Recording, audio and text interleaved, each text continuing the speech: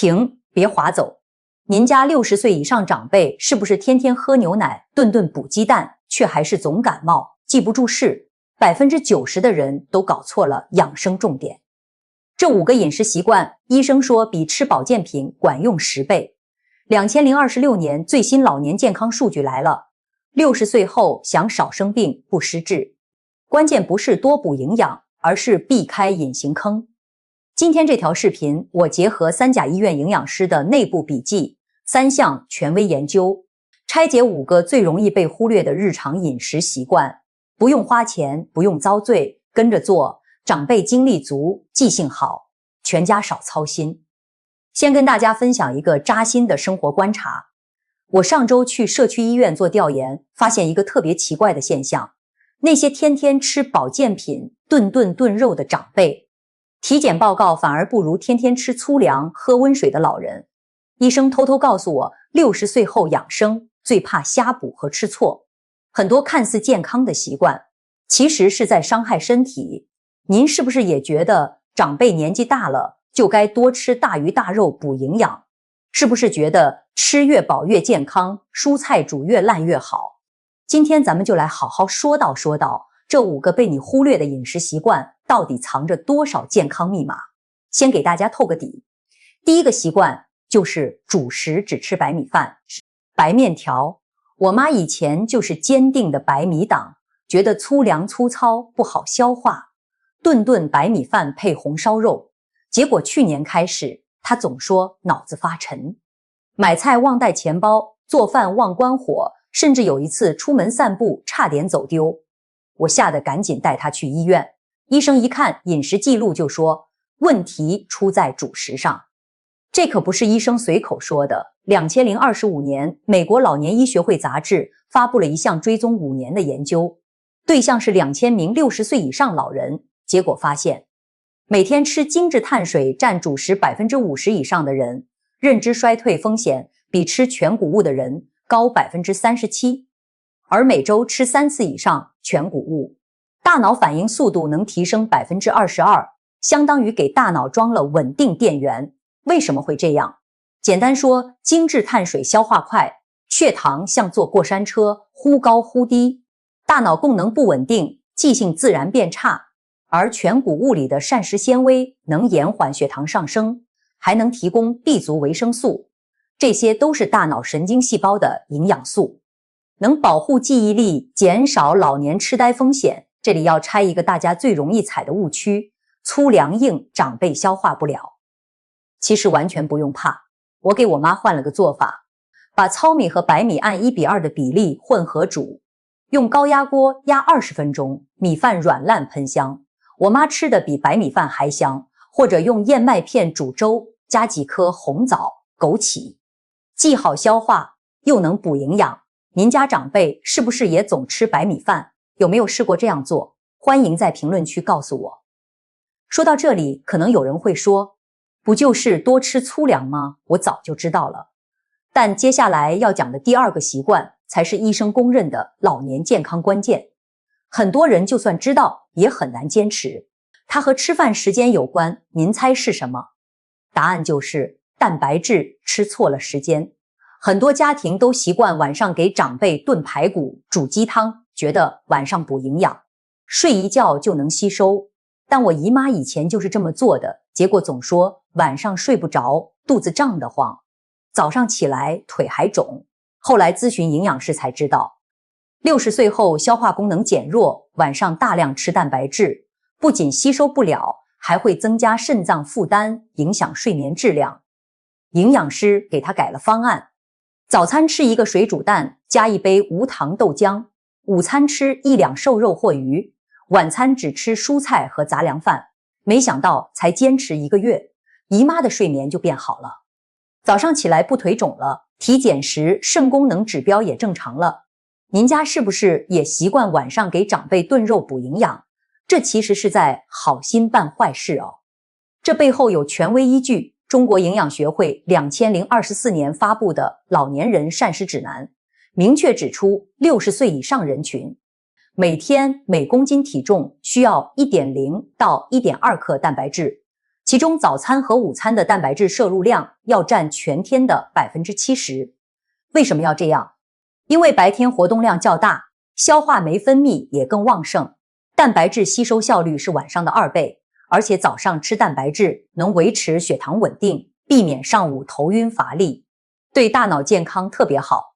晚上身体进入休息状态，消化功能减弱，过多的蛋白质会在肠道里发酵，产生气体，影响睡眠，还会增加肾脏的代谢压力。毕竟肾脏就像身体的过滤器，晚上也需要休息啊。再拆一个误区，长辈要多吃肥肉才能有力气。很多老一辈觉得肥肉香，能补身体，但实际上60岁后血管弹性下降，过多摄入饱和脂肪会增加动脉硬化、高血压的风险。优质蛋白应该选瘦肉、鱼、虾、鸡蛋。豆制品这些脂肪含量低，还容易消化，比如深海鱼里的欧米伽负3脂肪酸，还能保护血管，改善记忆力，比肥肉强多了。说到这里，我想问问大家，您家长辈早餐一般吃什么？是白粥配咸菜，还是有鸡蛋、牛奶这些优质蛋白？如果是前者，赶紧改。欢迎在评论区分享你家的早餐搭配，让我看看大家的养生误区有没有踩雷。接下来这个习惯，90%的家庭都忽略了，甚至觉得不重要，但医生说它直接关系到长辈的免疫力和视力。它和吃蔬菜有关，但不是多吃蔬菜那么简单。您知道是什么吗？答案就是蔬菜吃太少，尤其是绿叶菜，还煮得太烂。我去公园晨练时发现，很多长辈早餐只吃馒头、粥，午餐和晚餐的蔬菜也很少，觉得蔬菜没营养，不如吃肉顶饱。还有的长辈觉得蔬菜硬，消化不了，把菠菜、西兰花煮得发黄、软烂，结果营养全流失了。我楼下王大爷以前就是无肉不欢，蔬菜一口不碰，结果去年冬天连续感冒3次，还总说眼睛模糊，看东西不清楚。后来在儿女的督促下，每天吃够500克蔬菜，其中200克是绿叶菜，而且绿叶菜都是快炒或焯水后凉拌，根茎类蔬菜才炖得软烂。没想到不到半年，王大爷不仅感冒少了，视力也清晰了很多。现在晨练时还总跟人分享多吃绿叶菜的好处，这背后的科学依据太实在了。绿叶菜富含叶酸、维生素 K、叶黄素和膳食纤维。2023年哈佛大学的研究发现，每天吃200克以上绿叶菜的老年人，认知功能衰退速度减慢 40%， 白内障、骨质疏松的风险也降低了 35%。 为什么这么厉害？叶酸能保护大脑神经细胞，减少认知衰退；叶黄素能过滤蓝光，保护视网膜，改善视力；维生素 K 能促进钙吸收，预防骨质疏松；而膳食纤维能促进肠道蠕动，避免便秘，肠道健康了，免疫力自然就上去了。毕竟肠道是人体最大的免疫器官，这话可不是白说的。这里要强调一下，蔬菜煮得太烂，会让维生素 C、叶酸这些水溶性营养大量流失，相当于吃了个寂寞。正确的做法是，绿叶菜快炒或焯水后凉拌，根茎类蔬菜可以炖得软烂一些，既保留营养又好消化。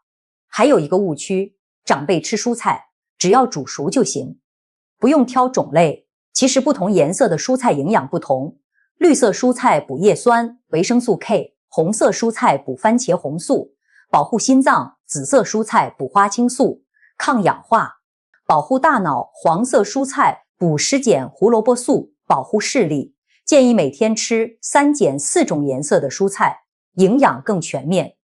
讲到这里，可能有人会说，主食蛋白质，蔬菜都注意了，应该没问题了吧？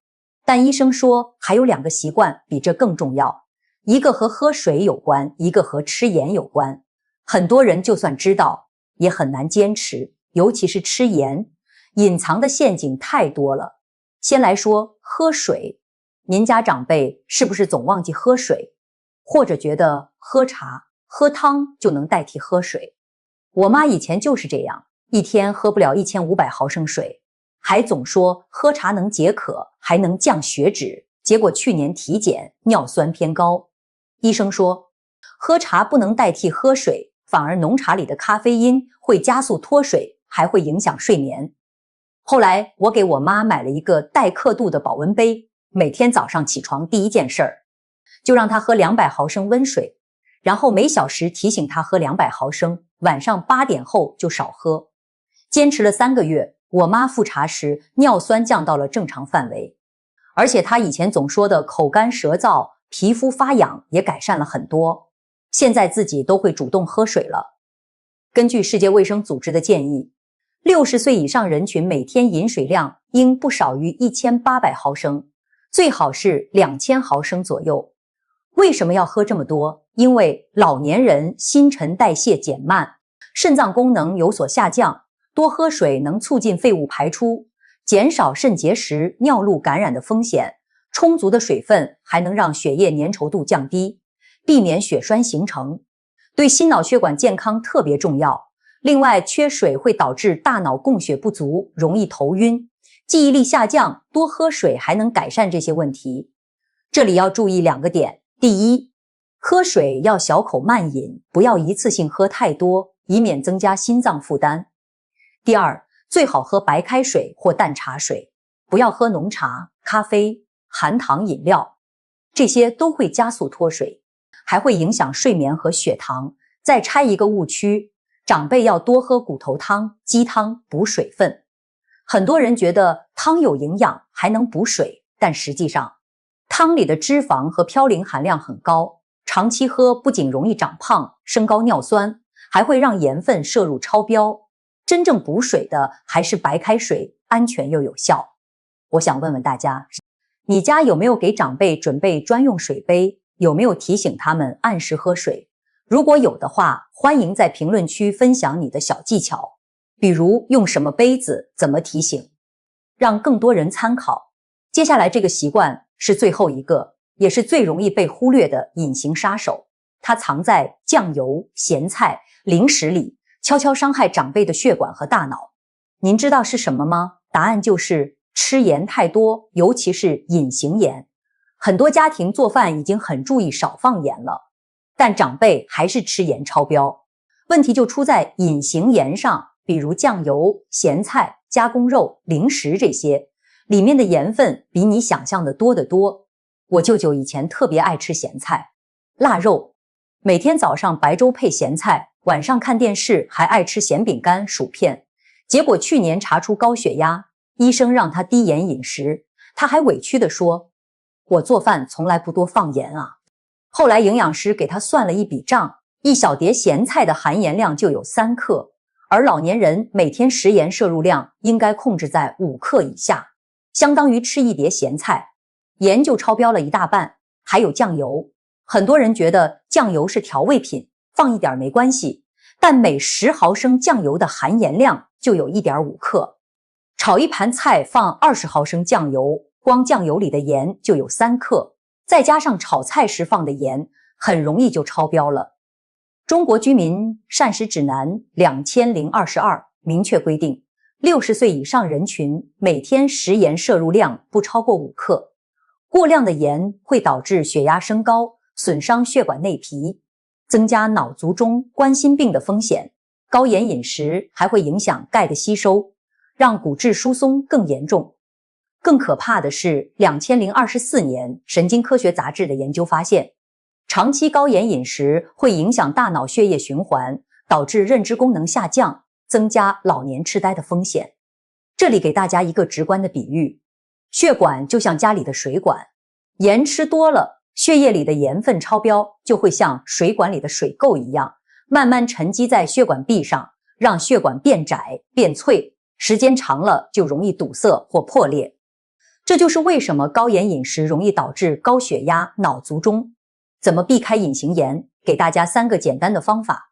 第一，做饭时少放酱油、蚝油、豆瓣酱这些含盐调味品，用醋、柠檬汁、葱姜蒜、香菜代替，既能增加风味，又能减少盐的摄入。第二，少吃咸菜、泡菜火腿肠、方便面、咸饼干这些加工食品尽量吃天然食材。第三，买菜时看营养成分表，选择低盐或无盐的食品。我舅妈现在给舅舅做饭，就用醋、蒜末、香菜凉拌蔬菜，用番茄、洋葱炒肉提鲜，很少放酱油和盐。舅舅的血压慢慢降下来了，还说这样做的菜更鲜、更健康。讲到这里，咱们把5个关键习惯再总结一遍，大家一定要记好。主食别全吃白米白面，加一半全谷物，大脑更清醒，消化更顺畅。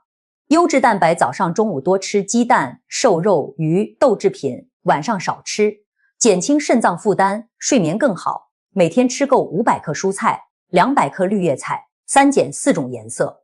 快炒或焯水，营养不流失。每天喝2000毫升温水，小口慢饮，别用浓茶。汤代替尿酸稳，血管好，避开隐形盐。每天食盐不超过5克。用天然调味品代替酱油、咸菜，血压更稳定。这5个习惯看似简单，但坚持下来，对60岁后的健康影响巨大。记住，养生不是多补，而是吃对，把日常饮食的细节做好，比吃任何保健品都管用。最后必须强调，每个人的身体状况不同，比如有糖尿病、肾病、高血压的长辈，饮食需要个性化调整。比如糖尿病患者要控制主食总量，肾病患者要限制蛋白质和钾的摄入，高血压患者要严格控盐。所以大家一定要咨询医生或注册营养师，根据长辈的具体情况制定饮食方案，不要盲目照搬。我们分享这些习惯是为了给大家提供健康参考，而不是替代医疗建议，这一点大家一定要记住。现在我给大家整理了3条最容易执行的行动建议，今天就能开始做，不会让你觉得麻烦。明天早餐把白粥换成燕麦粥，配一个水煮蛋，保证优质蛋白和全谷物，让长辈一上午精力满满。今天就给长辈买一个带刻度的水杯，晚上把水杯装满2000毫升温水，放在床头，提醒他们明天早上起床就喝第1杯水，每小时喝200毫升。今晚做饭时少放1勺酱油，用蒜末、醋。香菜凉拌1盘绿叶菜，让长辈尝尝天然的鲜，慢慢适应低盐饮食。家人们，60岁后想不失智、少生病，从来不是靠昂贵的保健品，也不是靠顿顿补肉，而是靠这些融入日常的饮食细节。健康就像存钱，每天多注意一点，就能为晚年生活积累更多健康财富。我们做儿女的最大的心愿就是长辈身体健康，开开心心。希望今天的分享能帮到你和你的家人，也欢迎大家在评论区分享你的养生经验。比如你家长辈有什么健康的饮食习惯，或者你踩过哪些养生误区，让我们一起交流学习，陪伴长辈健康养老。最后，别忘了把这条视频分享给身边有需要的朋友，让更多人知道这些实用的饮食习惯，一起远离疾病，拥抱健康。